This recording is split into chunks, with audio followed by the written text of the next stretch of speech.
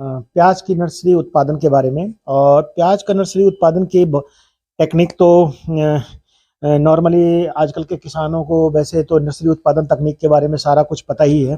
लेकिन आज जो हम बात करेंगे नर्सरी उत्पादन में, उसमें सबसे महत्वपूर्ण पहलू जो प्याज में आता है किसानों को खास करके, वो आता है वीड कंट्रोल का। यानी कि नर्सरी के उत्पादन में जब हम नर्सरी लगाते हैं तो नर्सरी लगाने के से लेकर के जब उसको उखाड़ते हैं मुख्य खेत में ट्रांसप्लांट करने के लिए, तो उस कंडीशन में हमने देखा है कि किसानों को सबसे ज़्यादा प्रॉब्लम जो या समस्या आती है वो वीड कंट्रोल की आती है। नर्सरी को चाहे लाइन में लगाएं, चाहे छिड़कवा विधि से या ब्रॉडकास्ट करते हैं, तो उन दोनों कंडीशन में जो है वीड कंट्रोल करना कभी कभी बहुत मुश्किल होता है। वैसे तो ये सर्दियों में लगाई जाती है, ऑलमोस्ट अक्टूबर और के फर्स्ट वीक से लेकर के या अक्टूबर के पूरे महीने में नर्सरी प्याज की नर्सरी लोग लगाते हैं। कई बार कई जगह पर अर्ली भी लगा देते हैं, सितंबर के मध्य से। और ये समस्या जब आती है तो नर्सरी उत्पादक खास करके जो प्रोफेशनल नर्सरी करते हैं, जो नर्सरी बेचने के लिए या पौध तैयार करके उसको आगे किसानों को देना चाहते हैं, तो उस कंडीशन में क्या होता है कि नर्सरी उत्पादन करने में जो वीड घास है उसकी समस्या इतनी ज़्यादा हो जाती है कि वो उसकी ग्रोथ बहुत तेज हो जाती है। और ग्रोथ इतनी तेज हो जाती है कि कई बार उसमें नर्सरी का जो ग्रोथ है वो रुक जाता है। दो तरह के घास होते हैं, आपने देखा भी होगा कि नर्सरी में जब हम बात करते हैं तो नर्सरी में मुख्यतः दो तरह का घास होता है। एक जो होता है वो है आपका चौड़े पत्ती वाले घास, देखा होगा कि जिसमें सरसों के टाइप के पत्ते होते हैं या उससे छोटे छोटे पत्ते होंगे। और दूसरा होता है लंबे पत्ते वाले। इन दोनों घास को कंट्रोल करना मुश्किल है। कुछ तो घास ऐसे होते हैं जो देखने में बिल्कुल ही प्याज की नर्सरी की तरह, जो सामान्य शुरुआत की जो ग्रोथ होती है, बढ़वार होती है, उस समय वो सामान्यतः बिल्कुल ही प्याज की नर्सरी की तरह दिखता है। तो किसानों को ऐसा भी भ्रम में लगता है कि जो नर्सरी हम लगाए हैं वो हमें जो है वो प्याज ही है। लेकिन यह समस्या जब उस समय विकराल रूप या विकट रूप आ जाता है जब नर्सरी की ग्रोथ करीब 4 से 5 या 6 इंच का हो जाता है।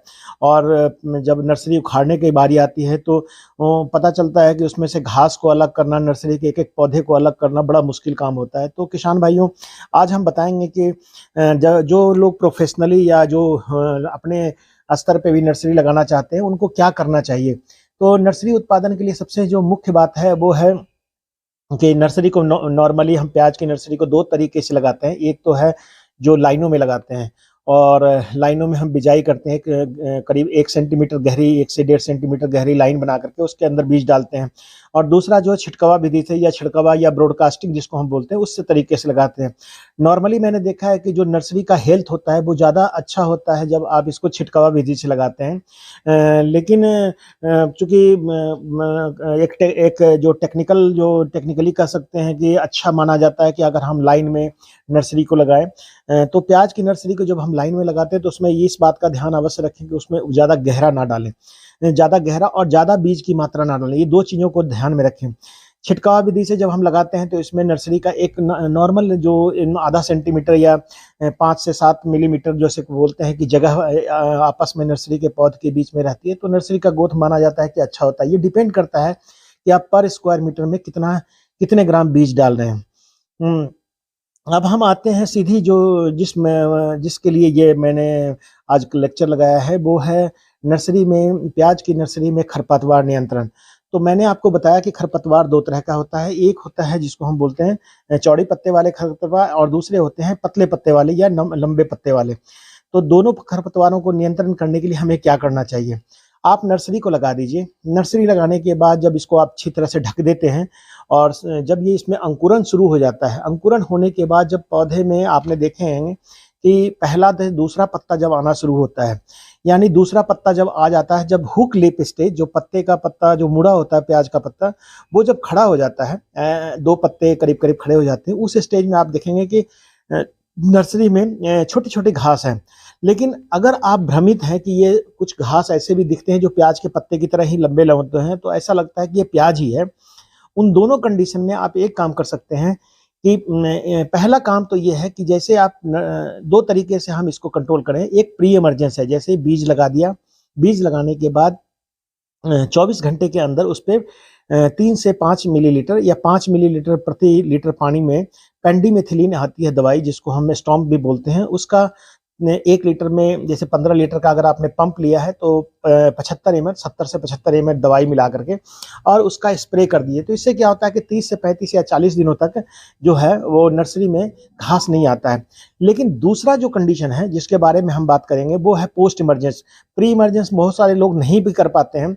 अगर आपने प्री इमरजेंस किया है तो बहुत दिनों तक तब आपके 90% अगर अच्छी तरह से किया है, यानी कि जहाँ पर आपने स्प्रे किया वहाँ पर आप चले, अपने पैर नहीं रखा या कुछ भी नहीं किया, तो उस कंडीशन में जो नर्सरी का उत्पादन होता है, जब नर्सरी जो उगता है उसमें घास के उगने की संभावना 30 से 35 दिनों तक कम रहती है। तो प्रारंभ में अगर नर्सरी अच्छा उग जाए, अच्छी जर्मिनेशन हो जाए, तो उसके बाद इसमें कोई प्रॉब्लम नहीं आती है, खरपतवार को यह उगने ज़्यादा नहीं देता है। लेकिन दूसरी बात है, अगर आपने नर्सरी अभी लगा दी है और उसके बाद आपको समस्या आ रही है, तो उस कंडीशन में आपको एक दवाई आती है जिसको हम बोलते हैं ऑक्सीफ्लोराफेन, गोल के नाम से आता है, और ये दवाई बहुत ही कारगर है। अगर आप प्याज में नर्सरी में जो है खरपतवार नियंत्रण करना चाहते हैं, तो अगर जो जैसे मैंने बोला कि जब 2 पत्ते आ जाते हैं उस कंडीशन में आप क्या कीजिए कि प्याज की नर्सरी को जो जब 2 पत्ते आ जाए तो करीब करीब 3 ml दवाई 15 लीटर पानी में 3 मिलीलीटर, यानी 1 लीटर पानी में करीब करीब 0.3 ml, उससे भी कम, यानी कि 3 ml ही दवाई डालनी है। 3 से 4 बहुत होगा तो 3 से 4 ml दवाई डालिए, रसायन, और ऑक्सीफ्लोराफेन गोल के नाम से आता है, मैं लिख भी दूंगा इसको, और इसको आप स्प्रे कर दीजिए। तो आप देखेंगे कि जो 1 सेंटीमीटर आधा सेंटीमीटर के जो घास हैं जो बिल्कुल अभी उग रहे हैं वो अपने आप खत्म हो जाएंगे। तो एक तो सबसे बड़ी बात, अच्छी बात इसमें यह है कि ये खरपतवार को पूरी तरह से नियंत्रित कर देता है। दूसरा है कि जैसे आपने कई बार ऐसा होता है कि खरपतवार भी उग गया और प्याज भी उग गया और खरपतवार बड़े हो गए, यानी उसके पत्ते थोड़े ज़्यादा चौड़े हो गए, लंबे हो गए, तो 1 से 1.5 सेंटीमीटर 2 सेंटीमीटर के घास हो गए। उस कंडीशन में कई बार किसान समय से उपचार नहीं कर पाता है। तो उस कंडीशन में आप 4 से 5 ml दवाई, यही दवाई जो ऑक्सीफ्लोराफेन है, जिसको गोल के नाम से आता है, ऑक्सी गोल्ड के नाम से आता है, कई सारे ब्रांड के नाम से आता है, ये हर ब्रांड का अपना अपना नाम है। तो उसको 15 लीटर पानी में आपने 4 से 5 ml दवाई लेकर के इसको एक बार छिड़काव कर दीजिए। जब आप छिड़काव करेंगे तो आप देखेंगे तीसरे से चौथे दिन आपका सारा घास जो है अपने आप सूखा नजर आएगा। लेकिन ये जरूर कीजिए कि जब भी आप इसको लगाते हैं तो आपने सावधानी ये बरतनी है कि जो क्यारी में पहले से 1-2 दिन पहले आप सिंचाई कर दें और उसके बाद इसको आप लगाएं, तो ये पूरी तरह से खत्म कर देगा उस जो चौड़े पत्ते वाले खरपतवार को। आपको तीसरे दिन नजर आएगा कि इसका इफेक्ट आपको दिखना शुरू हो गया। लेकिन तीसरा है कि अगर आप पौधे और जो घास है, खरपतवार है, और बड़े हो गए हैं, तो उस कंडीशन में 7 से 9 ml में 5 से 7 ml दवाई एक पंप में, यानी करीब करीब आधा ml प्रति लीटर। लेकिन ये करने से पहले आप ये जांच लें कि ऑक्सीफ्लोराफेन के स्प्रे में कई बार आदमी को ध्यान नहीं रहता है। दवाई नापने का सही तरीका होना चाहिए कि कितना ml हम बोल रहे हैं उतना ही दवाई डालनी है।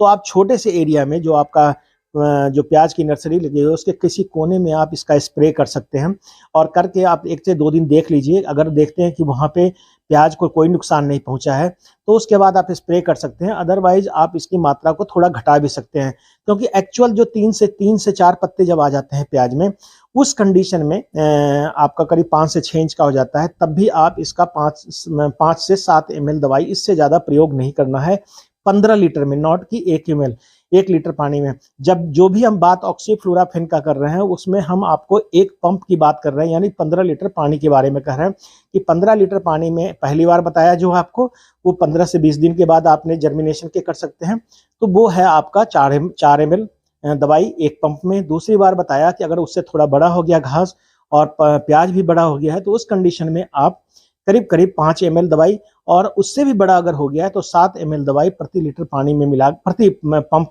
मिला करके आप इसका स्प्रे कीजिए। बिल्कुल कंफ्यूज मत होइए। 15 लीटर में आपने एक बार में 4, उसके 15 से 20 दिन के बाद या 25 दिन के बाद 5, उसके 25 दिन के बाद 15-20 दिन के बाद आप इसमें 7 ml दवाई एक पंप में डालिए और इसको मिला करके स्प्रे कर दीजिए।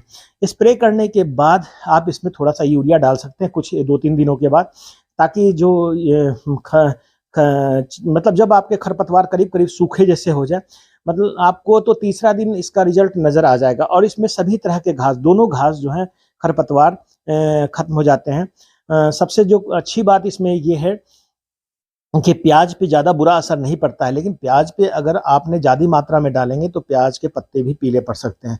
तो किसान भाइयों, मैं आज आप लोग को बता रहा था कि प्याज की नर्सरी को कंट्रोल, प्याज में जो खरपतवार रहता है उसको कंट्रोल करने के लिए हमें क्या क्या करना चाहिए। तो प्याज की नर्सरी को किसान भाइयों को यह देखभाल करनी चाहिए कि जब भी हम प्याज की नर्सरी लगाएं तो हमारे को ये ध्यान रहे कि खरपतवार ना उगे। अगर उग रहा है तो उसमें ऑक्सीफ्लोराफेन दवाई का प्रयोग जरूर करें, और ये बहुत अच्छा कंट्रोल देता है। किसान भाइयों, मैं ये भी कहूँगा कि प्याज की नर्सरी जब हम करीब दिसंबर का महीना होता है तो कई बार ये ऊपर से पीला पड़ने लगता है। तो इसके बारे में भी हम एक वीडियो आप लोग को बनाएंगे और उसमें बताएंगे कि ये समस्या खास करके दिसंबर के बाद होती है, तो उसके लिए हमें क्या करना चाहिए। तो प्याज की नर्सरी उत्पादन में जो सबसे महत्वपूर्ण पहलू है वो खरपतवार नियंत्रण है। उसको आसानी से कंट्रोल करना है, बिना बेझिझक कंट्रोल करना है। अगर आपको खरपतवार नियंत्रण वाली दवाई को स्प्रे करने में कभी दिक्कत आ रही है तो आप मेरे के मोबाइल नंबर पे भी आप फ़ोन कर सकते हैं, 9418494333 पर। इस पे फ़ोन करके भी आप हमसे बात कर सकते हैं। लेकिन मेरा ये कहना है कि जब भी आप स्प्रे करने के लिए खरपतवार की जाए प्याज की नर्सरी में, तो इसके एक कोने में थोड़ा सा स्प्रे पहले कर दीजिए, उसके बाद 2 से 3 दिन तक इंतजार कीजिए। देखिए कि अगर प्याज को ज़्यादा नुकसान नहीं पहुंचा है तो आप इसको स्प्रे कर सकते हैं। अगर लगता है कि प्याज को कुछ थोड़ा नुकसान पहुंचा है तो उस कंडीशन में आप इसकी मात्रा को घटा भी सकते हैं।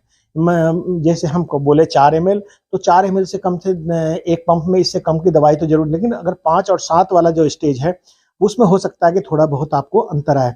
तो किसान भाइयों, आज नर्सरी उत्पादन के बारे में, प्याज के नर्सरी उत्पादन में खरपतवार नियंत्रण कैसे करें आसानी से, इसके बारे में आपको मैं बताना चाह रहा था। और ये शायद आप लोग को समझ में भी आ गया होगा कि खरपतवार नियंत्रण हम प्याज की नर्सरी में कैसे करते हैं। तो बहुत बहुत किसान भाइयों धन्यवाद।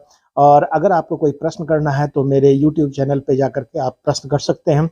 और इसको जब भी आप इस वीडियो को देखें तो ज़रूर सब्सक्राइब करें। सब्सक्राइब करने से जो आपके, और जिस टॉपिक पे आप चाहते हैं कि जो प्रश्न आप पूछना चाहते हैं तो वो आपको प्रश्नों का जवाब भी हम देंगे। तो किसान भाइयों, जैसा कि हम फील्ड दिखा रहे हैं, ये किसान का ही फील्ड है और इसमें इस तरह की समस्या आती है जैसा आप देख रहे हैं। तो इस कंडीशन में किसान को क्या करना चाहिए उसके बारे में मैंने वीडियो बनाया है। और कई बार किसान ऐसा है कि प्रोफेशनली 10, 15, 20 किलोग्राम बीज भी लगा देता है। प्याज का बीज काफ़ी महंगा होता है, तो उस कंडीशन में भी मैं किसानों को कहता हूं कि बिजाई जब बीज आप खरीदते हैं उसी समय ऑक्सीफ्लोराफिन जरूर खरीद लें, और इसका एक समुचित तरीके से एक अपने देख रेख में ही स्प्रे करवाएं। तो आपको ये जो है जो खरपतवार नियंत्रण का जो तकनीक है आपको समझ में आएगा, और कॉन्फिडेंस भी होगा कि बहुत ज़्यादा लेबर लगाने से बेटर है कि 10-20 रुपये 25 रुपये की दवाई से ऑलमोस्ट 100 ml जो है वो 150-200 रुपये या 250 रुपये का आता है। तो बहुत महंगा नहीं है। 100 ml दवाई खरीद लेंगे तो काफ़ी एरिया के लिए यूज, क्योंकि दवाई की मात्रा तो बहुत कम लगती है। तो और कई चीज़ों में ऑक्सीफ्लोराफिन का, टमाटर में भी इसको कंट्रोल के लिए, टमाटर में खरपतवार हो जाता है उसके कंट्रोल के लिए भी इसका प्रयोग करते हैं। सबसे जो अच्छी बात है इसमें प्याज में वो है कि हम इसको पोस्ट इमरजेंसी, यानी कि प्याज उगने के बाद और खरपतवार जो घास है वो उगने के बाद में हम इसको आसानी से कंट्रोल कर सकते हैं। तो घबराने की बात नहीं है। जब आपको नर्सरी में खरपतवार हो जाए तो आप ऑक्सीफ्लोराफिन का यूज कीजिए। वैज्ञानिकों से अगर बात कर लीजिए कि कैसे, जैसा मैंने वीडियो में आपको बताया है और यहाँ पे लिख भी दिया हूँ मात्रा, तो इसका प्रयोग कर सकते हैं।